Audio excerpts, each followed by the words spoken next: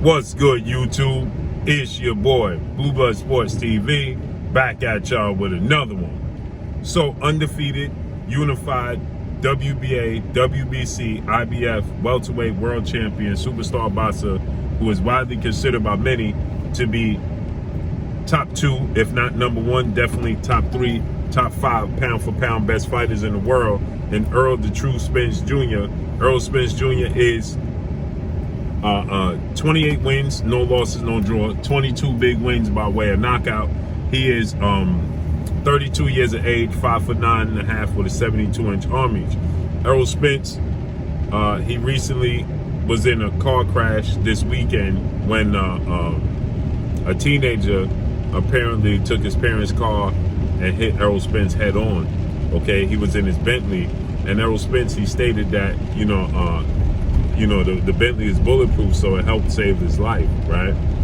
Then he goes on to say, just imagine if my kids was in the car, what could have been, so on and so forth, right?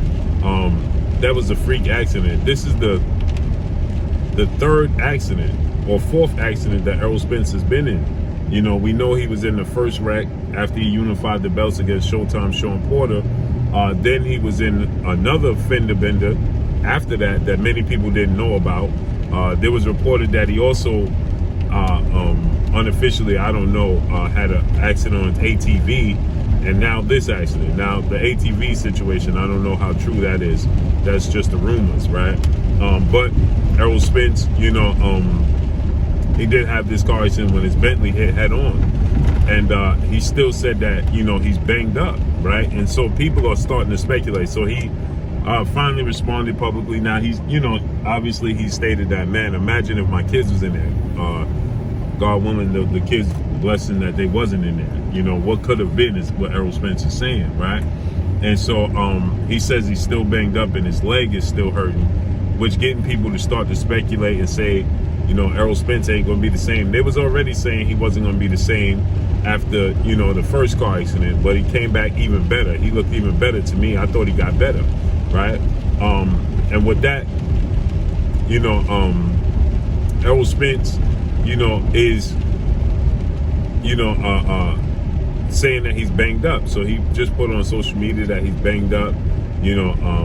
His legs still hurt, but he still got it. But he got his life, which is more important, right? And again, like I said, people are speculating, and now people are saying the fight with him and Terence Crawford, undefeated 3-division world champion, former junior welterweight undisputed world champion, currently the reigning WBO World Boxing Organization welterweight world champion, who is widely considered by many to be the #1 best pound for pound fighter in the world, and Terence Bud Crawford, who is now 39 wins, no loss, no draw, with 30 wins by way of knockout. He is 35 years of age, 5'8" with a 74-inch arm reach. So people are saying that fight is now in jeopardy. Terence Crawford, he fought. Oddly enough, that accident Errol Spence had was on the same day that Terence Crawford had his ring return over 13-month layoff against David Avanesian, right? And that was this Saturday. And Errol Spence got in the car accident. Terence Crawford got a brutal knockout, 6-round knockout victory over David Avanesian this past Saturday. And Errol Spence had the car accident Saturday, right? So Terence Crawford is now again ready to go into negotiations with Errol Spence Jr. Says he's ready to get back in the ring in April or May. Is Errol Spence going to go right into negotiations? Because there was reports that Errol Spence could be facing former unified WBC, WBA welterweight world champion superstar boxer Keith one-time Thurman, right? But now there's no reason for Errol Spence to fight Keith Thurman. Terence Crawford is ready to go back in the ring in April, right? So there's no need to wait and fight Keith Thurman. Errol Spence don't want no parts of Keith Thurman. Never did want any parts of Keith Thurman after Keith Thurman started giving him the runaround and play games with him, okay? And so with that said,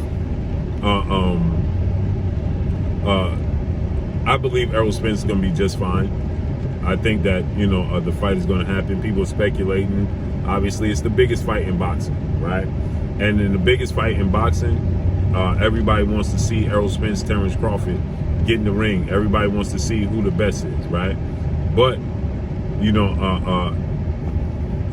people don't want this fight to go away. There's a lot of politics regarding Errol Spence and Terence Crawford, right? And so with that said, Errol Spence saying that his leg hurts, he's banged up. Well, he should be. Did you see the way his car looked, hit head on? He's lucky, like he said, he got his life, right? But I don't think that it's anything serious. He walked away from it. I think that, he'll be fine to make his ring return, because people are starting to speculate Errol Spence ain't going to be able to fight now. Well, I think this is an indication now that we need to make Terence Crawford Errol Spence fight sooner rather than later, right? Time is not on their side. It's a huge fight. It's the biggest fight in boxing. It's for welterweight supremacy. I think it's for pound supremacy, right? And it's a legacy fight for both of these guys, right? That, it's a 50-50 fight. I personally still favor Errol Spence to win the fight. I think that Errol Spence's style, his size, his aggression, his ability to, press the fight, his high work rate, I think that gives Terence Crawford problems. But Terence Crawford's ability to make adjustments, power in both hands, slick,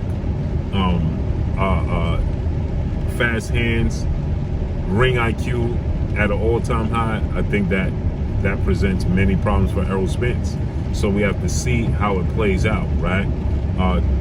The thing that gives me to give the edge to Errol Spence is the pressure, right? The constant work rate and the pressure and the size, and they both predominantly southpaws, right? At this time, it's safe to say that Terence Crawford is far more comfortable in the southpaw stand than he is in the orthodox stance. You understand what I'm saying?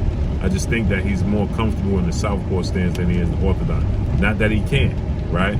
And so we have to see. This is the truest 50-50 fight we've had, I believe, since Sugar Ray Leonard, Tommy Hearns, right?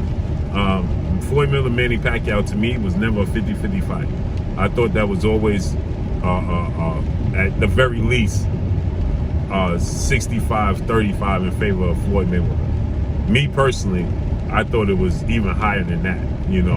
The styles make fights. I thought Floyd Mayweather would easily beat Manny Pacquiao, pick him apart, break him down, and that's essentially what he did, right? So this is the truest 50-50 fight we've had since then, right? Since Tommy Hearns and Sugar Ray Leonard. I can't remember. I thought that Oscar De La Hoya was a better boxer than Trinidad. I thought he was more fluid. I thought he had more tools in the toolbox than Trinidad, and I didn't think it was a 50-50 fight. And Trinidad got the nod, but Oscar De La Hoya was outboxing him easy, clearly, for the first half of the fight. In the second half of the fight, he just took his foot off the gas. So the last time we had a fight of this magnitude that was truly 50-50, I believe, was September 16th of 1981. And that was Sugar Ray Leonard versus Tommy the Hitman Hearns. The last time we had a 50-50 fight of this magnitude with this much implication. That was for Undisputed, but there was only two belts, WBC and WBA, right? But it was still for Undisputed. But I truly believe that this is the first time in a very long time that we have a true 50-50 fight, where everybody should be torn, where there's complete and utter confusion as to who is the actual best, right? And I think that this is the best fight in boxing, the biggest fight in boxing, and I think that it's for Undisputed. There's never been an undisputed 4 major sanctioned welterweight world champion in the history of the sport of boxing. So I truly believe that this is indeed the biggest 50-50 fight we've had since that time, right? And hopefully Errol Spence is fully recovered, because we don't want any excuses, right? We don't want the fans to say, well, Errol Spence was banged up or Terence Crawford was old.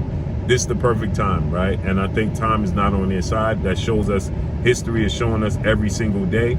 And I think that this is just another indication that they need to get this fight done. and we need to see Terence Crawford versus Errol Spence next, right?